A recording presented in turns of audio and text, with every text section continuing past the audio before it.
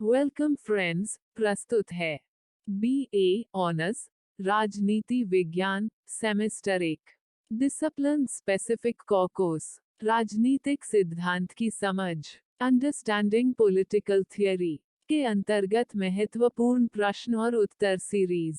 प्रश्न: अराजकतावाद के सिद्धांत पर एक आलोचनात्मक निबंध लिखें। उत्तर: अराजकतावाद राज्य का विरोधी है। अराजकतावादियों का विचार है कि राज्य अनावश्यक है। राज्य प्रभुसत्ताधारी होने के नाते जनता का शोषण करता है, जनता की स्वतंत्रता को छीनता है। मनुष्य बुरा नहीं है, राज्य मनुष्य को बुरा बनाता है। यदि राज्य का मनुष्य के ऊपर नियंत्रण समाप्त कर दिया जाए तो मनुष्य पुनः अच्छा बन जाएगा तथा सबका भला होगा। यह सामाजिक व आर्थिक जीवन को सहकारिता पर संगठित करना चाहते हैं, जहां राजनीतिक सत्ता की आवश्यकता नहीं है। कोकर का कथन है कि अराजकतावाद वह सिद्धांत है जिसके अनुसार राजनीतिक सत्ता प्रत्येक रूप में अनावश्यक है। जोसेफ बाकुनिन तथा क्रोपोटकिन को इस सिद्धांत का मुख्य समर्थक माना जाता है, परंतु यह सिद्धांत बहुत ही प्राचीन है। यूनान दार्शनिक जैनों ने सर्वप्रथम इस सिद्धांत की व्याख्या की। उन्होंने कहा कि स्वतंत्रता एवं समानता की व्यवस्था वही है जहां राज्यहीन समाज है। प्राचीन चीन के दार्शनिकों की रचनाओं में भी इसका वर्णन मिलता है, जिनमें टीजेज्यू का नाम उल्लेखनीय है। अराजकतावाद की वास्तविक विचारधारा मैडोडविन से आरंभ होती है। 1793 मैडोडविन ने अपनी पुस्तक राजनैतिक न्याय से संबंधित खोज में कहा कि राज्य तथा निजी संपत्ति को समाप्त किया जाए। इसके समाप्त होने पर मनुष्य न्यायप्रिय बन जाएगा तथा राज्य की आवश्यकता नहीं रहेगी। अराजकतावाद के प्रमुख लक्षण का सिद्धांत। 1. राज्य का विरोध। अराजकतावादियों ने राज्य का प्रबल विरोध किया। वे उसे वर्ग संघर्ष को बढ़ावा देने वाली, व्यक्ति की उन्नति और स्वतंत्रता में बाधक मानते हैं। इसका आधार दयाकारी कारक होते हैं। इस प्रकार राज्य व्यक्ति के विकास के लिए भी सहायक नहीं है, अतः राज्य को समाप्त करना ही श्रेयस्कर है। राज्य को समाप्त करके ही स्वस्थ समाज की स्थापना हो सकती है। अराजकतावादियों ने विभिन्न कारणों से राज्य का विरोध किया, जिनका अध्ययन निम्न शीर्षक में विस्तार से कर सकते हैं। क. ऐतिहासिक कारण से राज्य का विरोध। ऐतिहासिक दृष्टि से यदि देखा जाए तो भी राज्य से एक सामाजिक व्यवस्था थी जिसमें लोग पारस्परिक प्रेम, सहयोग से संगठित होकर रहते थे।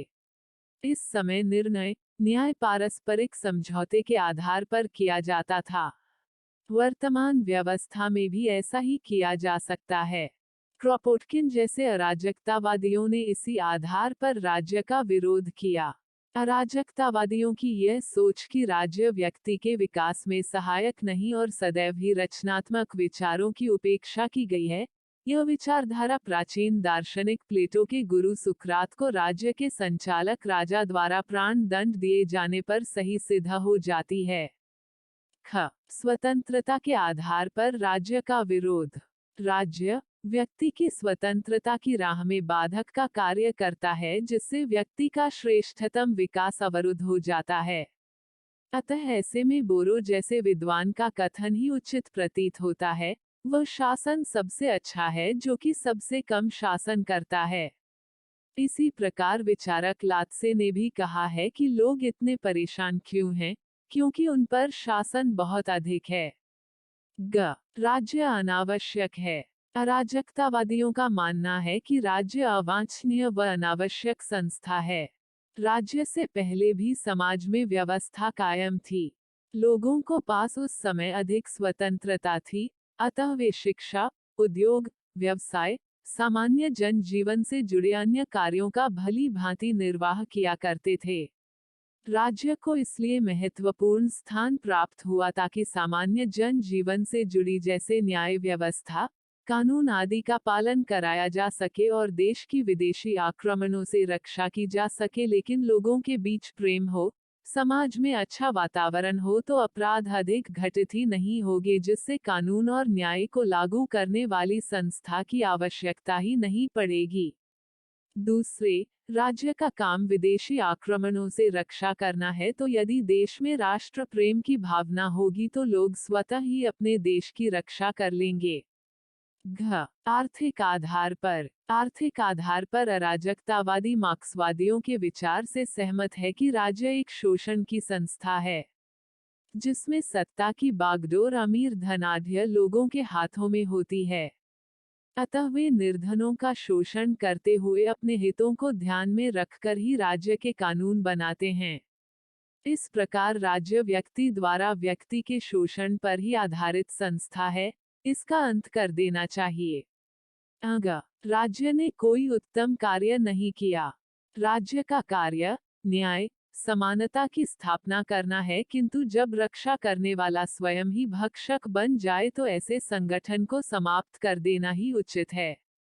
राज्य में ऐसे अनेक व्यक्ति हैं जो सत्ता और धन के लालच में समाज के अन्य लोगों का शोषण ही नहीं करते हैं, वरन ऐसा करने में वे एक दूसरे का पूर्ण साथ भी देते हैं, जैसा कि क्रोपोटकिन ने अपने शब्दों में व्यक्त किया है। राज्य जमींदार, सैनिक, नेता, न्यायाधीश, पुरोहित और पूंजीपति का एक दूसरे के हितों को सुरक्षित बनाए रखने वाला ऐसा समाज है, जिसमें ये सब जनता पर अपनी सत्ता बनाए रखने, उनका शोषण करने तथा स्वयमेव धनी बनने के लिए एक दूसरे का समर्थन करते हैं। 2. पूंजीवाद का विरोध। जिस प्रकार से अराजकतावादी राज्य के प्रबल विरोधी हैं, उसी प्रकार से वे पूंजीवादी व्यवस्था के भी विरोधी हैं, क्योंकि इसमें समाज शोषक व शोषणकर्ता इन दो वर्गों में विभक्त हो जाता है। अतः ऐसी व्यवस्था का अंत करना चाहिए जिसमें निर्धनों का शोषण होता हो। 3. लोकतंत्र एवं प्रतिनिधि शासन का विरोध। अराजकतावादियों ने किसी भी प्रकार के शासन को अच्छा नहीं माना है, फिर चाहे वह लोकतंत्र हो या निरंकुश तंत्र। उनका कहना है निरंकुश तंत्र तो दबाव पर आधारित व्यवस्था है ही, लेकिन लोकतंत्र भी केवल एक दिखावा मात्र है।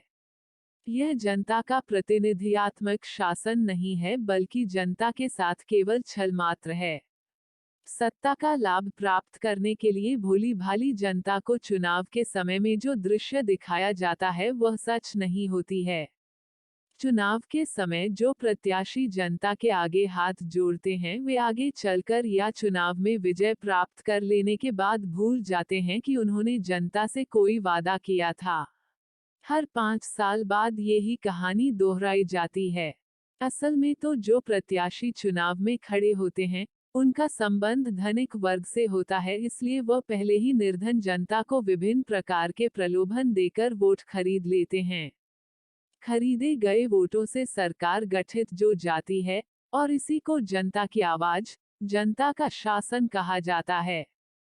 प्रतिनिधिमूलक सरकार ऐसे व्यक्तियों की सरकार है जो प्रत्येक कार्य को खराब ढंग से करने के लिए सबके विषय में थोड़ा थोड़ा ज्ञान रखते हैं, किंतु जिन्हें ठीक ढंग से कार्य करने के लिए किसी भी वस्तु का ज्ञान नहीं होता है।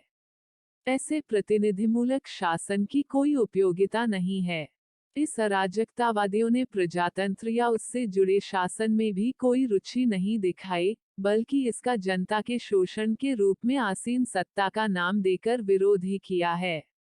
4. केंद्रीकरण का विरोध। अराजकतावादियों ने केंद्रीकरण के स्थान पर विकेंद्रीकरण का समर्थन किया है। विकेंद्रीकृत व्यवस्था को स्वतंत्रता का परिचायक मानते हुए उसे लागू करने के लिए समाज में स्वतंत्र संघों की स्थापना पर बल दिया है। 5. व्यक्तिगत संपत्ति का विरोध। अराजकतावादियों ने निजी संपत्ति को हर प्रकार की बुराई की जड़ माना है। समाज इससे शोषक व शोषणकर्ता दो वर्गों में विभक्त हो जाता है। एक तरह वह पूंजीपति वर्ग होता है जो निर्धनों का शोषण कर उनका मालिक बन जाता है, जिसके पास धन की कोई सीमा नहीं होती है, और दूसरी तरह एक ऐसा निर्धन वर्ग होता है जिसके पास अपनी आवश्यकताओं की पूर्ति के लिए भी धन नहीं होता है। समाज में असमानता की स्थिति व्यापक हो जाती है। पूंजीपति वर्ग श्रमिकों का स्वामी बन जाता है और निर्धन वर्ग उनका दास। इस प्रकार व्यक्तिगत संपत्ति शोषण का यंत्र है। अराजकतावादियों ने तो व्यक्तिगत संपत्ति को चोरी कहा है। ये पूंजीपति वर्ग द्वारा श्रमिक वर्ग को उनके उत्पादन के बदले में दी जानी चाहिए, लेकिन पूंजीपति वर्ग श्रमिकों को उनकी मेहनत का उचित पारिश्रमिक नहीं देते हैं और अपने पास रख लेते हैं। अतः यह एक प्रकार की चोरी है जो कि समाज विरोधी है, राष्ट्र विरोधी है। 6. धर्म का विरोध। अराजकतावादियों ने संपत्ति, राज्य, धर्म आदि सभी का विरोध किया है। वे लौकिक या पारलौकिक किसी भी प्रकार की सत्ता का समर्थन नहीं करते हैं। उनका मानना है चाहे राज्य की सत्ता हो या ईश्वर की सत्ता, सबका उद्देश्य स्वयं का हित करना है। इसके लिए वे तानाशाही प्रवृत्ति को भी अपनाते हैं जिससे सामान्य जनों का शोषण होता है। धर्म तो वैसे भी अंधविश्वास और ईश्वरीय कल्पनाओं पर आधारित है। धर्म किसी तार्किक या प्रत्यक्षदर्शी धारणाओं पर आधारित नहीं है। अतः इस पर वे ही लोग आस्था रखते हैं जो विवेक शून्य है, मूर्ख है, काया है और बाह्य आडंबरों में विश्वास रखते हैं। ईश्वर में विश्वास करना पाखंड को बढ़ावा देना है। धार्मिक सत्ता पर आसीन व्यक्ति अपने को ईश्वर का उत्तराधिकारी बताकर सामान्य जन का शोषण करते हैं। धार्मिक संस्थाओं व संगठनों का भी विरोध करना चाहिए। अराजकतावाद की प्रमुख विशेषताएं। उक्त वाद विवाद से अराजकतावाद की निम्न प्रमुख विशेषताएं स्पष्ट होती हैं। 1. राज्य बुराई है। यह अनावश्यक है।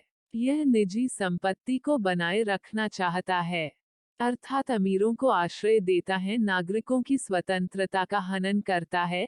इस हेतु राज्य को समाप्त कर देना चाहिए। 2. धर्म अफीम है। यह राज्य की उन्नति के मार्ग में बाधा है। कुछ अमीर धर्म का सहारा लेकर गरीबों का शोषण करते हैं। धर्म को समाप्त कर देना चाहिए, चाहे हिंसा का प्रयोग करना पड़े। 3. अराजकतावादी समाज की स्थापना व्यक्ति तथा उसके वातावरण में क्रांतिकारी परिवर्तन लाकर ही की जा सकती है। 4. राज्य के स्थान पर सहकारी संस्थाएं होनी चाहिए। सहकारी संस्थाएं स्वेच्छानुसार बनाई जाएगी। आर्थिक सहयोग भी ऐच्छिक होगा। तो कुल मिलाकर इस प्रस्तुति में हमने अराजकतावाद के सिद्धांत से संबंधित जानकारियां प्राप्त की। प्रस्तुति समापन। आपका धन्यवाद। Disclaimer: This notes has been made after a lot of research, yet the accuracy of the answers may vary. The author assumes no responsibility or liability for any errors or omissions in the content of this notes.